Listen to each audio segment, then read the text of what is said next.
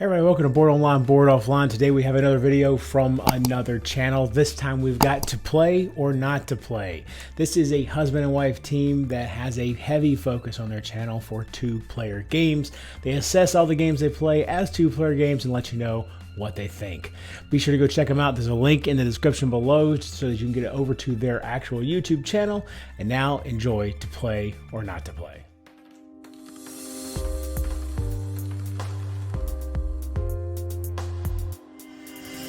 Hi, I'm Tim.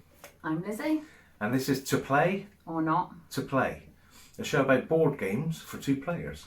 Whose tastes may differ.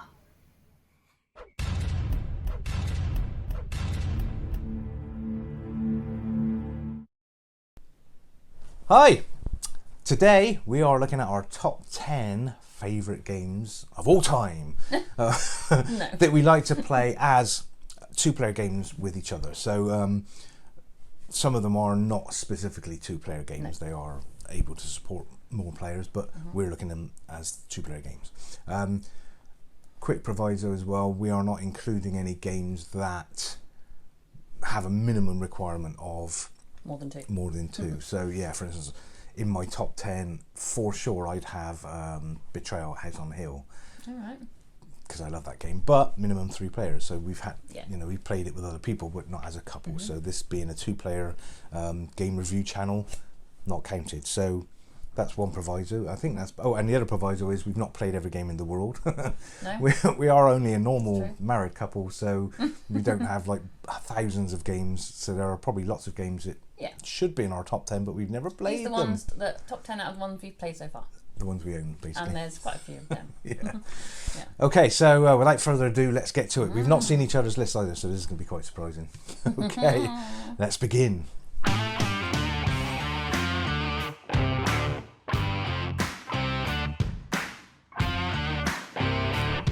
Okay, so my number 10 is a game that we bought probably a good few years ago now, and I was a bit wary about it because it kind of it kind of comes across as a bit of a roll and move game, which obviously is a bit of a big no-no in the cool games world. But yeah. I like roll and move. Well, I know you do.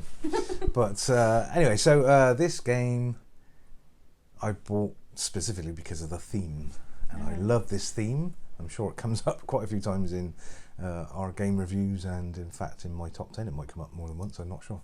And the game is Luxor. Alright.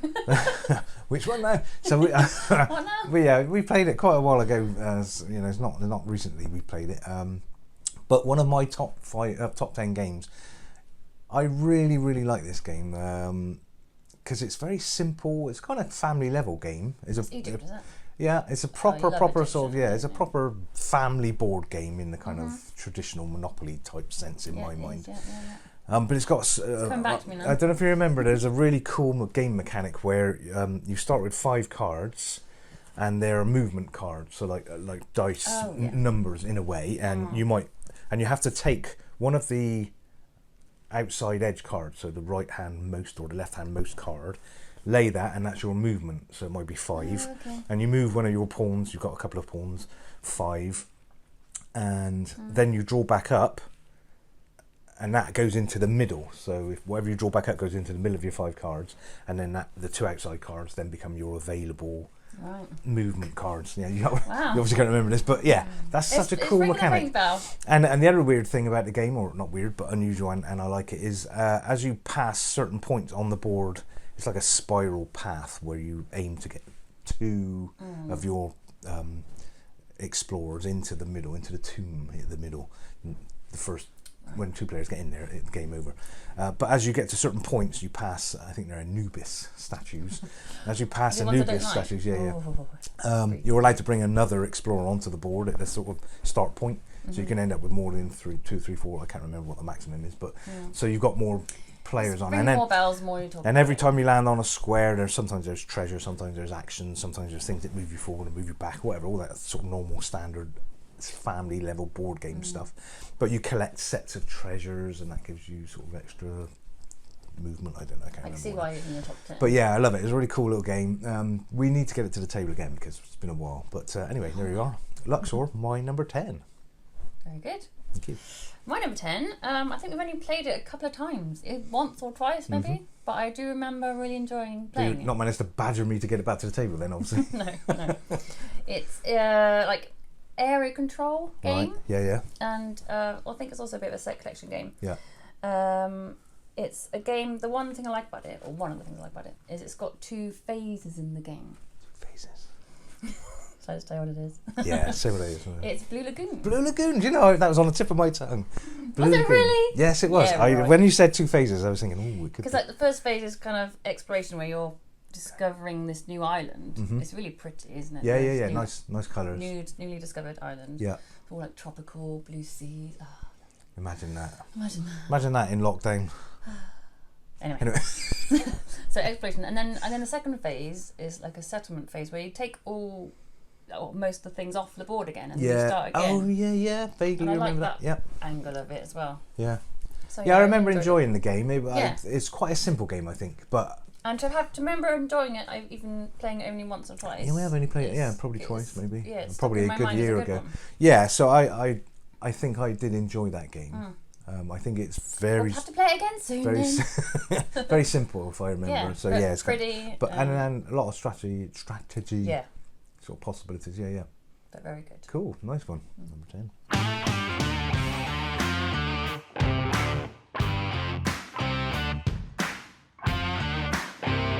Okay, my number 9 is a bit of I'd say dice game, but not in the general sense of a dice game. Okay. It's a very colourful game. Oh, I know. It's a game called Sagrada. Now, you've been there, in fact. I have been there. You've been I have to this. seen Sagrada Familia. Yeah. No, I've not been there. She went with another person. My mum. Her mum. So, anyway.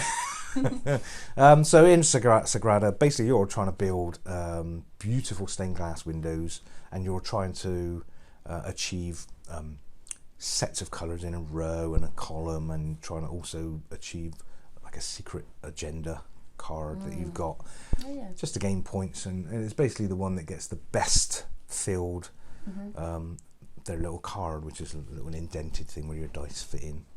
Really sweet game, really neat mechanics, very pretty on the table. Yeah, it's a very nice. It's like a calming game, but also it's quite taxing as well, isn't it? Yeah. Just think it's like it's pretty and calm and colourful, but Yeah. also you've got to keep thinking about Yeah, very much. the tactics. Yeah. So there we go. Simple good. and fun. Sagrada, Yes. my number 9. Very good. My number 9 is a puzzle game featuring the thing I love the most: Dogs. animals. And okay. Close. This is Barron Park. Barron Park. Bears. Bears. Okay. Bear. Okay. You have to build your own bear park. Yes, really. you do. I can't really fully remember whether it's like a Tetris thing where you got to fit them It in is, yeah. a certain grid, haven't you? Yeah. But you've got to you get more points if you have better enclosures and better outdoor areas for the bears to play in. Yeah. Certain things for them to do. And I really like that one. It's really cute, isn't it? Again, been a while since we bears. played it. Yeah.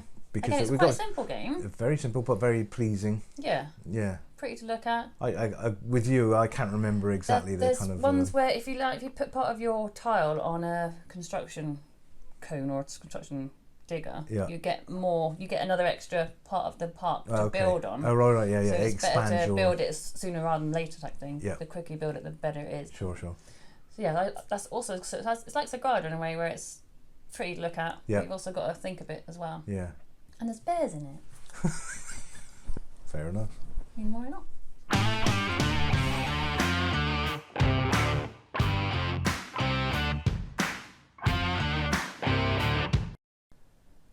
Okay, my number 8 is a game which may be on your list.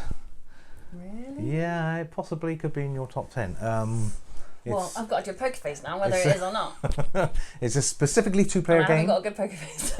Actually, I say it's specifically a two-player game. It's a two-player game, but you can also team it, so you can have 2 teams. But I think it's intended as a two-player game. Anyway, it's my kind of pick as a proper.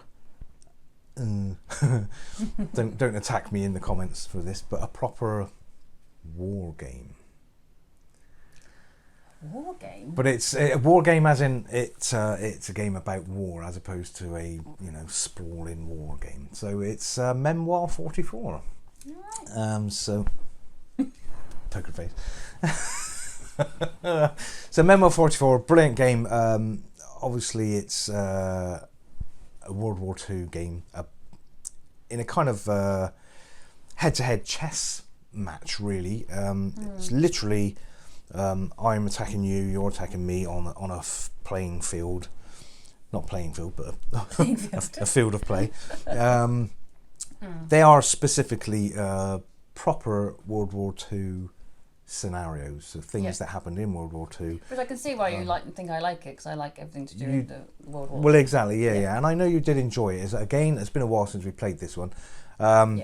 Fairly straightforward. You've got 3 sections to the board: left, middle, right. You get cards in your hand that allow you to move your troops or tanks or whatever. Left, middle, right. And you just basically make your movements trying to attack and win. The first person to win as many medals wins the game for that scenario. Pretty straightforward, nice and easy to play. All the cards are fairly self-explanatory as to what they do. Bit of strategy. Simple game to pick up, but very, very good. Very thematic. I'd play it again. Yeah, you did enjoy playing it, I remember specifically. But anyway, that's my number 8. Very good. Memoir 44. My number 8 is completely different. Completely different than Memoir. It's a card game with exploration involved and some puzzles.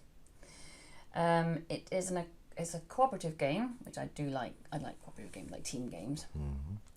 And they are inspired by one of our other great loves, escape rooms. Oh. It's the Unlock. Okay. Escape Adventures, I think they're called. It's a whole series of them. Yeah, the one we've got is like 3 games in one box. We've got a couple of those, Have in we? fact. Yeah. We played about 6 of those, I think. There's some that are a bit more confusing than others, but I remember a few we've played are really good. There's you kind of combine cards, don't you, to like you search rooms on the cards. And you solve the riddles.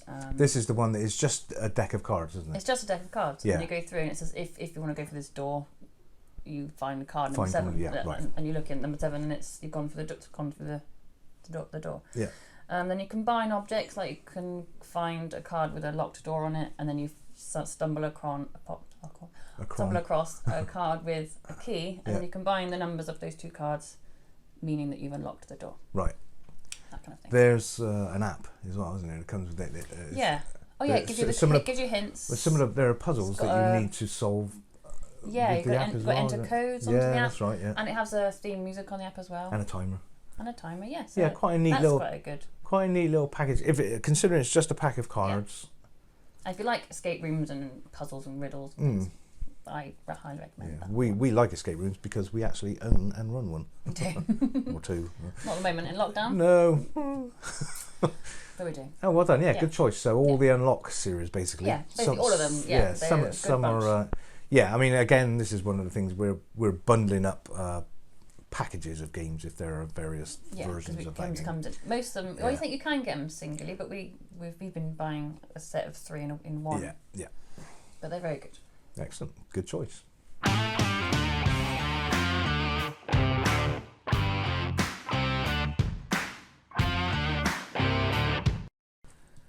Okay, my number 7, purely coincidental. Unlock. No crossover yet. No crossover. This is a game, again, specifically 2-player. There is a more than 2-player version, but we played a 2-player version. It's about building magnificent structures, and it's 7 Wonders Duel at number 7. Weirdly, okay. I didn't know my top 10. Did it not? Oh, spoilers! Really, I'm surprised. Not. So yeah, this is a great game. This is the 2-player specific version of 7 Wonders. So it plays a little bit differently. 7 Wonders itself, there's that kind of, you pass your cards to the next player at the same time, whereas in 7 Wonders Duel, you basically pick a card and deal with it, you know, yourself in your own time. So a slightly different way of playing. It plays really well. Very, very sneaky game. You can see why it's on my top 10 playing with you. Yeah, you can play this very, Usually very, win. very slyly, this game. I like it a lot. It's very the artwork's gorgeous on it. Again, it's You're very good at it. a good theme. Well, you beat me the last time we played it, think if I so. remember rightly. Yeah, I think so. In fact, the last two times. Sure luck then. But anyway, good game. Really enjoy it, and it's quite a small package. Nice little 2-player game. Very pretty. I think we take it on holiday every time we go on holiday. If I remember rightly, it's been so long. The illustrations I remember being very good. Yeah, really nice. Good game. Well played. Excellent. Number 7, Seven Wonders Duel. My 7, I've written down here, we've only played this once, I think. Really? Ooh. But I really enjoyed the premise of the game. I've not seen that premise before. Right. I've written down card game and set collection. Okay. And you draft cards to build fantastic kingdoms.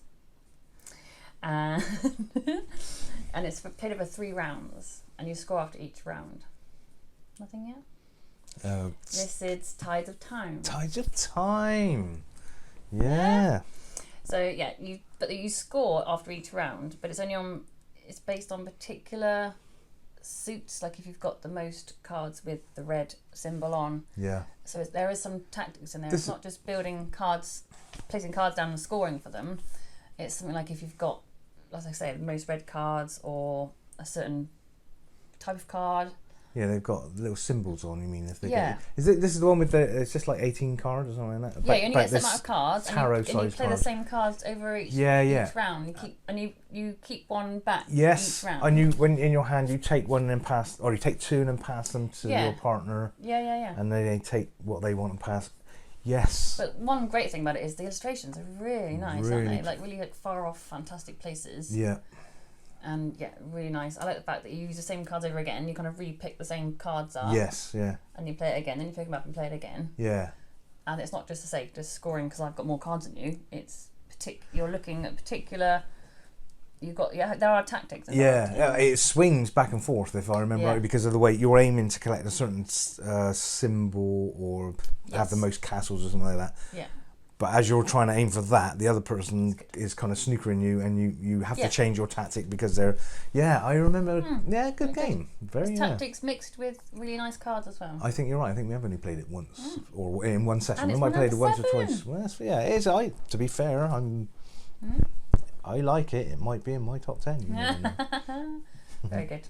Highly recommended. Number 7.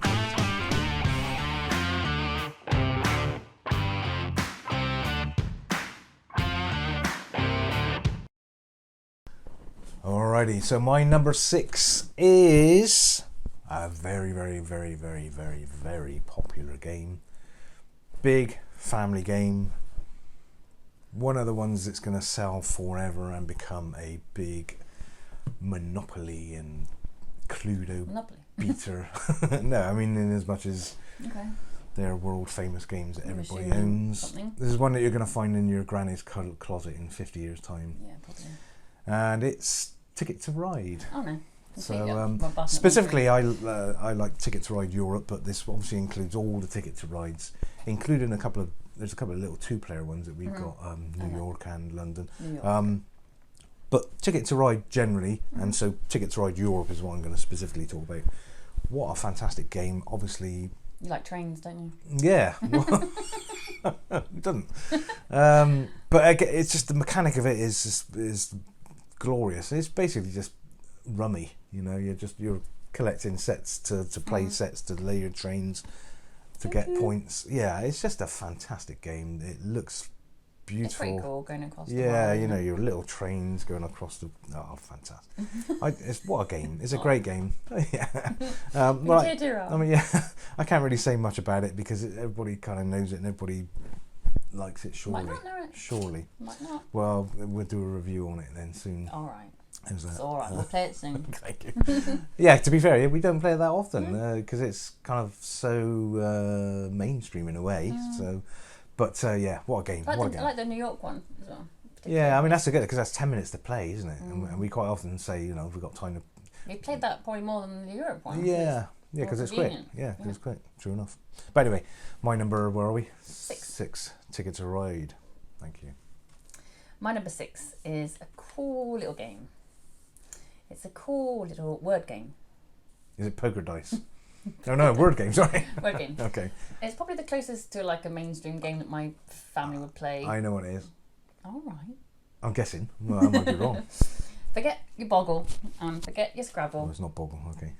I played Paperback. Paperback, I knew it. Did you know it? Yeah, I did. Well, it's a word game. Yeah, exactly.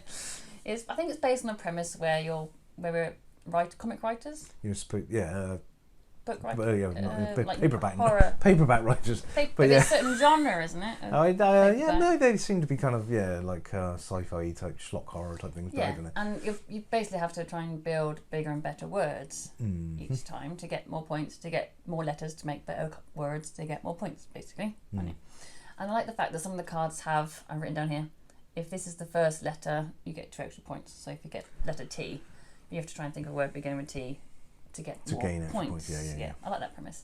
And the illustrations are very cool. It's like a comic vibe from it. Yeah, it's it's the front. Yeah, they're of very a like comic. 1960s kind of comic-y. Yeah, they're things. really cool. Yeah. This, I think this was for you. This was one of the first, like a deck building game, a bit like Dominion, you know. Where Yeah, so you had loads of cards in your hand. yeah, so you start with is it 5 cards? I think something like that. You start with 5 cards. Yeah, but you pick them up again. yeah, you're aiming to get you play them do down like and you that. pick them, and that is this kind of deck building thing where you're making your deck bigger and better and stronger, because you're eventually aiming to build 8 and 9 letter words and all that, which obviously you can't do when you start with 5 cards. And you put, like, so you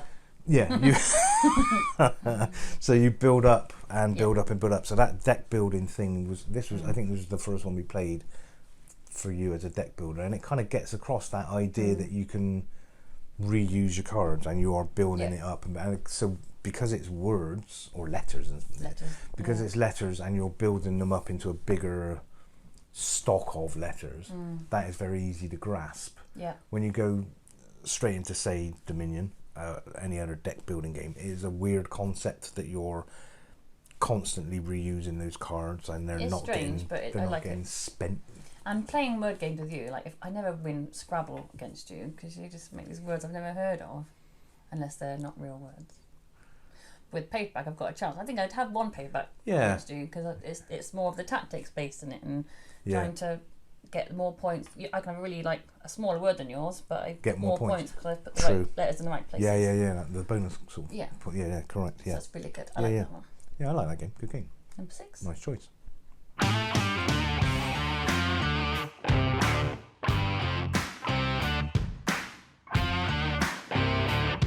Alrighty then, so my number 5. I really like this game. We played this relatively recently. It's got a bit of a pirate theme. Oh, I know. So Jamaica is my number 5. What a great game. Again, this is... yeah, you did like this one. This is a traditional board game, you know. It feels like the sort of game you get at Christmas. You go around like board. I mean, it's a racing game. Yeah. To a certain extent, but it's like a plundering treasure game as well. It looks really good as well. Yeah, it looks beautiful. The colours are lovely. Everywhere. The sort of, you know, the islands and the blue sea and all that stuff. So really nice looking game on the table, and you've got weird pirate ships and you got treasures to plunder. They've got the black ships chasing as well, isn't it? Yeah, the 2-player. Yeah. Isn't it that they have a go as well? Yeah. It's in all right. So again, this supports more players, but you can play as a 2. So, but what a lovely game! I really enjoy playing this. It's a very, very balanced game because it is relatively luck heavy in a way. But dice isn't it? But you can kind of mitigate your dice. You roll your cards. No, you roll the dice. Remember, and you put them in the middle, and you play night and day. But but you can. You assign something to that dice. That dice, isn't it? So it's a bit of. You can move it. Tactics. Yeah, you can move it front and back to this. To choose whichever card you've got, so you can swap the dice. But there is dice involved. Yeah, there is, and then there's dice where you. So like rather than just rolling dice and moving that many spaces. You quite good. move the dice to choose which card to move and all that stuff, and good. also then you can fight each other and steal each other's treasure. Yes. which again is I tend to run away from you, and you're just like, come get me treasure. But yes, what a lovely game. Really enjoy it. Yeah, really good. Thoroughly recommend this game. Jamaica. My number 5 is a bit different to that one. Still no crossovers. Okay. This is a game with great theme, which I love. I love a good mystery. It's a game that's not really got a board. You just get a case file. This is Sherlock Holmes Consulting Detective. Nice choice. As I say, you don't get a board. There's no dice. You get a book, a case book, and there is a conversation between Watson and Sherlock and yourself, and there's a crime that's happened, and you have to go solve it. Nice. Off you go. End of. Game over. You get a directory with people's names in, and businesses and pubs and whatever, and that kind of thing. And yeah, you think, what can I do? Should I go and see the widow? Should I go and see the crime scene? It's like a choose your own adventure. It is, yeah. And then, so if you want to go and see Mr. Jones, who you think might be a suspect, look at Mr. Jones in the directory, get the number for him, go to your casebook, and the number entry for him, it will have your conversation with Mr. Jones. Nice. And then you can go on to the next thing. Oh, he always gives me a clue there about something, so I'll go investigate that. And I like that you can just sit on the sofa with a cup of tea, with your case file, and you've got your pen and paper making notes. You've got to solve the crime. Yeah, we quite often play it sat on the sofa, don't we? So yeah, I like it. Good choice. Very good.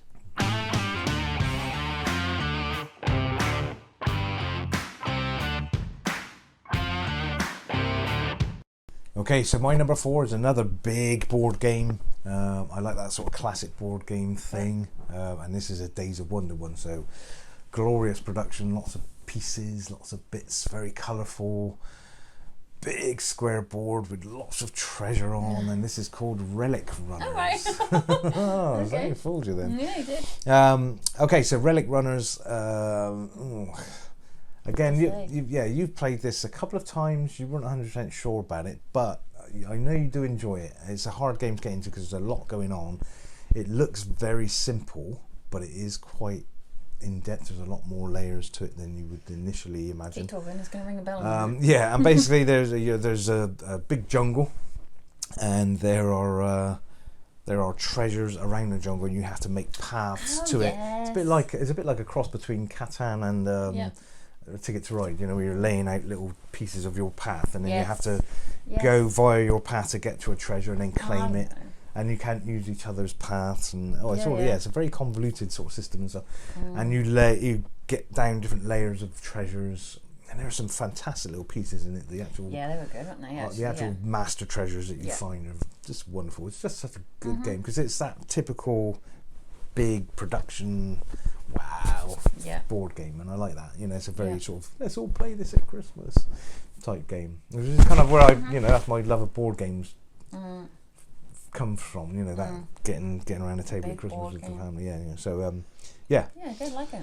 Number 4, Relic Runners. My number 4 is, well, what can I say? It's a classic. This is what I thought you were going to say when you said Ticket to Ride. It being in your granny's attic in 50 years. I think I know what this will be then. We've even played this game in the city of its name. I didn't get it. We've played Carcassonne. In Carcassonne in France. Cool. Yeah, very nice. Yeah, so it's Carcassonne and the whole Carcassonne family. Right, yeah. Basically. Yeah, all the different versions there. Aren't there? Yeah. It's a very well-known tile laying game, and you're claiming land, areas, aren't you? Roadways. Cities. Yeah. It's really good. It's a cute little game. It's easy to pick up for like beginners. As well, they can, they would play it. My family would play it. Well, as you say, it is the classic entry-level game, isn't it? Yeah. I think so, and we always go back to it. We played it many times, and we always go back to it. Let's have a little quick Carcassonne. And there are some nice variants as well. I mean, there are nice, like you say, expansions, but there are also all the kind of standalone. So, like the winter edition. The winter edition was good. Quite nice. Like in the city. The city, the castle. Yeah. I mean, they're very. On the money, they are Carcassonne games. Yeah. But then some of the expansions are kind of just like I don't know why they're called Carcassonne, apart from the fact they're the same mechanics. So, for instance, Star Wars Carcassonne. Oh right. Great game. Stick to the classic. Carcassonne, definitely. Yeah. And I do like it, even though you usually win because you have some sneaky backdoor move where you've suddenly got all the all land. my land that I thought I had. You've just suddenly put one tile down and we're all linked up and you just whip my ass. So yeah, but I do still love it, and it's a classic, isn't it? It's a classic. My top 9, number 4. Very good.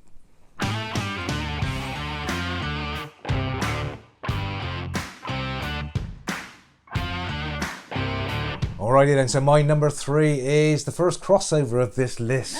It's been a while coming, and it is Carcassonne. No way! Yes! What's the chances? What's the chances? So yeah, I agree with you entirely. What a game. So you both really like it, but you like it just a bit more. I do. The tile laying thing is just fab. That is such a... They're really pretty tiles, aren't they, as well? Carcassonne, the first tile laying game, probably. I think it probably was.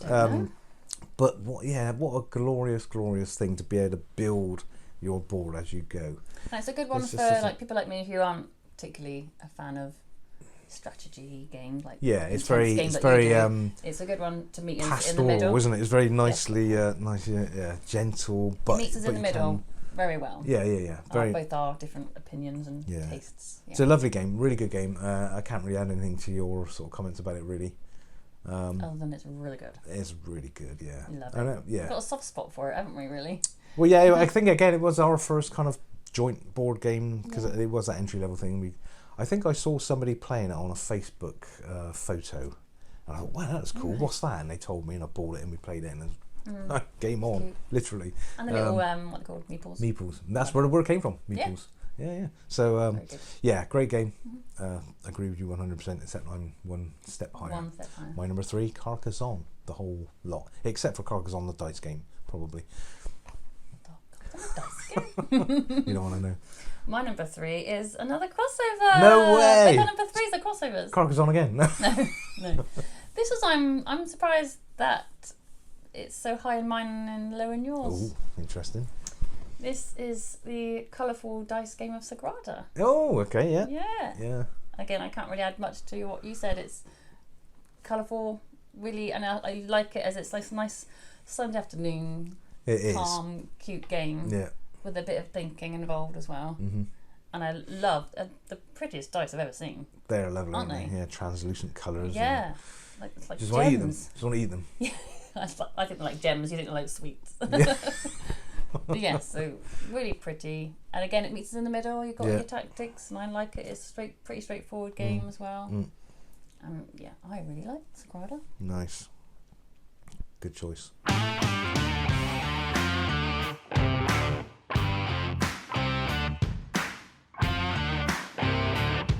Okay, my number 2 is another exploration game. Seems to be a bit of a theme for me. Again, it's a nice big board, but weirdly, considering it's a big board, you are actually building the board a la Carcassonne as well. You're laying tiles down to expand the board. Oh, what's this game? And this game is Taku. Taku, what a great game! Again, it's got this grandiose feel. Yeah, it's a big board. It's got lots of colours. It looks fab on the table. You lay out your tiles to kind of expand the board as you go. You're exploring. You find something, and then you can expand that as well by getting different layers. You also build up your temples. That's what I mean. You can you can sort of dig. It's a when you first look at it, a bit confusing. Yeah, headache. So you get like a little cheat sheet, which even the cheat sheet looks confusing because it's an action point game, and you get 10 action points, and 2 action points will allow you to move. 3 action points will allow you to uncover a temple. 2 action points will allow you to bring another person onto the board. 5 action points. 3 to get us some treasure. Oh yeah, 3 to dig up some treasure if you found treasure. 5 to build a new camp halfway across the board. All this sort of stuff. So when it looks really confusing, but it is fairly you can pick it simple up after a few goes. Yeah, and it's just a really elegant game. I like it, and it flows. You must like that whole kind of exploring temple and the temples and treasures and I do. Indiana Jones. It's his fault. Yeah, exactly. Someone loves Harrison Ford. I do love Harrison Ford. Anyway, I was gazing off into the sunset then. But Taku, fabulous. My number 2. Number 2. My number 2 is very different again. No, I've noticed that's not on your top 10 yet, by the way, Taku. Oh no, Carry I'm on. sure it's my number Unless it's your one. number one. My number 2 is a very clever game that has got my love of solving crimes, which I like hence Sherlock and the escape, like solving mysteries and things. But it's got a touch of tech. I know it. It's got a touch of VR. I know it. This is Chronicles of Crime. Good choice. I do love this game because I do like solving a crime. I like solving a mystery. But this comes with an app that each card has a witness on it, and you want to speak to this person, and it's all done with QR codes. Yeah. So you hover your phone over this person, and it tells you what they say, what clues they're going to give you. And the best bit, I think, is you get a little bit of some glasses that you clip onto your phone. Yeah. And it like immerses you in this virtual crime scene, and you can actually just scan around virtually. Yeah, a 3D crime scene. Yeah. To look for clues, and you take it in turns to look at the same scene. I think you get 30 seconds each, something like that, to quickly find things in the scene, like a bloody knife or whatever, or a letter, that kind of thing. And then you're off. So again, it's like a bit like Sherlock Holmes, where you do what you want to do. Yeah, choose your own adventure again. Yeah. You do what you want to do, and you've got to solve it in the quickest time. It's quite a big game because you have to lay out all your witnesses and things, don't you? You have to be done on the floor, don't we? I think we've only got the base game, I think, haven't we? I mean, there are lots of expansions for this, and there's a couple that have just come out that are weirdly, considering the tech, based in like the 1300s or something like that. Oh, right. So I don't know. Anyway, so, yeah. It's really, again, it's someone like me who maybe prefers more party games, mainstream games, would really like it. Yeah, I think because of the whole VR thing. Yeah, I think this is because you used that touchstone of whether you can take it to your family. I think you could take this to your family because that tech is quite cool. I see my dad going like, "Cool, this is cool." Yeah, you know, it is. It is cool. And then you've also got Solve This Crime as well. Good choice. Yeah. So like it. I like it real lot. Number 2. Number 2.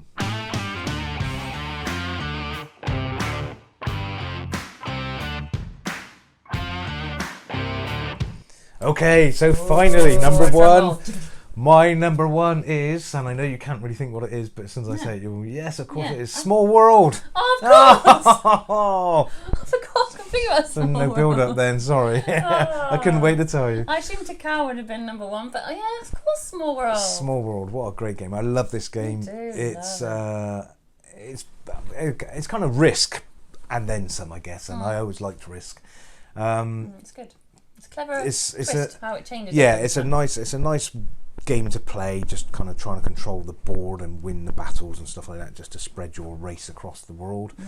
But this multiple changing races and skill sets that they've got. So you get your race, which allows you a certain number of skills, and then the special abilities, and they pair up, which gives you skills and special abilities randomly and every time. And a random number of only a certain number of people, characters per per race. Depending on how much skill they have. Yeah, exactly. Yeah, so you can have a very big race, which not much skill, so it's a numbers thing. But then they could match up with a very powerful special ability, and they're like all over the board, fab.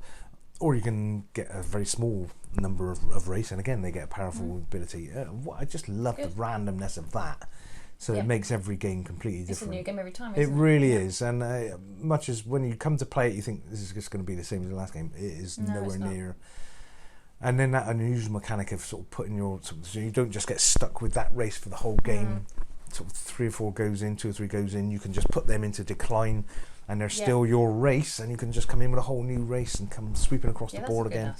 What a great game. A really, really well thought out mechanic. We'll play again soon. Yeah, but not only that, but it looks great, and it's a really nice. I love the characters, like the goblins or whatever. Some of them look freaky. It's really, really, really like it. It's a very, very nice game, very well produced. Yeah. My number 1, Small World. Wow. My number 1 is different to that again. So we've only had 2 crossovers, Sagrada and Carcassonne. Yeah, wow, impressive. There you go. My number 1, I love it. I think we've only played it a couple of times because it's a big game. It takes some time to play it. It's super cool. I think it's super cool. It's a cooperative game, which kind of tells me that I do like cooperative games, because most of these are. Like Chronicles of Crime is more cooperative. True. So cooperative game is a deck-exploring game. Deck-exploring? Deck-exploring. And basically it's time stories. Time stories? Yay! Oh, I should have guessed that. Yeah, you should have. Oh, sorry. It's so cool. Oh, yeah, you like this game a lot. Yeah, it's like obviously. it's like in a spaceship, isn't it? It's a futuristic, Well, yeah, I guess. Yeah, the spiel is you start at your home base. Yeah. And you're given a briefing for your mission. Yeah. And then you time travel. Yeah, nice. Pretty cool. You time travel to a certain space, space and time. Yeah. To go to a certain point, and you have to do your mission. Yeah. But you only get a certain amount of time to do the mission. I think that's like with the counter. Spending enough kind of, time, yeah. spending so many cards, Yeah. and then you have to come back. Yeah. So then you go back to your briefing. If you haven't completed the mission in that time, you go back to your home base, and they go, "Well, you didn't do it. You need to go back to it again." But so all resets except for what your knowledge and you go is. back to the beginning again. Right. This time you think, I'm not going to go speak to that guy because that guy shot me. Yeah, so I'm not going to speak to him. So, and you learn each time a bit more about what to do. It's, if you want a really easy explanation about it, it's like Source Code, the film. Good point. Isn't it? Very much. If Yeah, you know yeah, Source Code, the film. What's his name? Jake Gyllenhaal. Yeah, goes on the bus, tries to find a killer. Oh, Train. Train. Yeah. I know the film. He's on the train, and he learns. That was your first learns mistake. more each time he goes on back onto the train. Yeah. It's like that but in a board game. It's Yeah, so cool. it's a good game. I love the components, like the cylinders, the players are really cool, and each. You remember the cards are like A to E. Yeah. And they have basically it's like a scene, isn't it? That's right. Yeah, they kind of all lay together to and create. And you say, like I'm going to look at card A, which is the cupboard. You look at card C, which is the person or whatever, and then you kind of explore. And hope you don't run out of time before you have to go back to your home base. Yeah, I do like this game a lot. It's a good choice. I get frustrated. No, I get frustrated by that sort of. Oh, we didn't quite do it. We'll have to go back and go again. Oh, I like that. Yeah, I know you. Yeah, I can see why you like it, and it is a great game. It plays really well. There are again a lot of different. I say expansions, but missions. No, there's missions. There's loads, aren't there? We played some are probably three or four, yeah. But we played them 3 or 4 times each to get to it, yeah. So, but you'll almost play it like over a few nights as well. Like you can't play it all in one night. That's true. Yeah, it's quite a long old game. It's like a big. It's event. an adventure. Yeah. Really it is good. an event. Yeah, you're right. It is like a weekend. Have a few drinks. Yeah. So some of the missions or expansions are better than others, I would think. So I certainly didn't enjoy one of them. That one was tricky, I think. But yeah, I get it's a good game, Yeah. and it's a very good. What a great idea for a board game, because you can just change the mission and there's a whole new game. Yeah. But the base components stay the same. Yeah, also just a different deck of cards. Yeah, that is a really cool premise. Yeah, I like it. Good choice. Love it. Nice. Number 1, Time Stories. Okay, so there we are. There's our top 10 board games that we like to play as 2 players. Yeah. If you've got any comments that you want to leave, please do stick them in the. Yeah, do you agree? In the thing. Do you agree? Any that you particularly like that we've missed? Particularly, as I said at the beginning of the countdown, these are games that we own and have played. So are there any that we need to buy and play that we've missed out? If you've had our top 10, you think, oh, they'll love this then. Yeah, exactly. Please stick it in the comments and we'll check it out. Yeah, please. And we'll do a review on it. So thank you very much for watching. A couple of surprises there and only 2 crossovers. Wow. Yeah, I thought there'd be more. I thought there'd be more. Okay, so Shows how different we are. yes. Anyway, let's get small roulette. All right. Okay, thanks for watching, and we'll see you on the next review.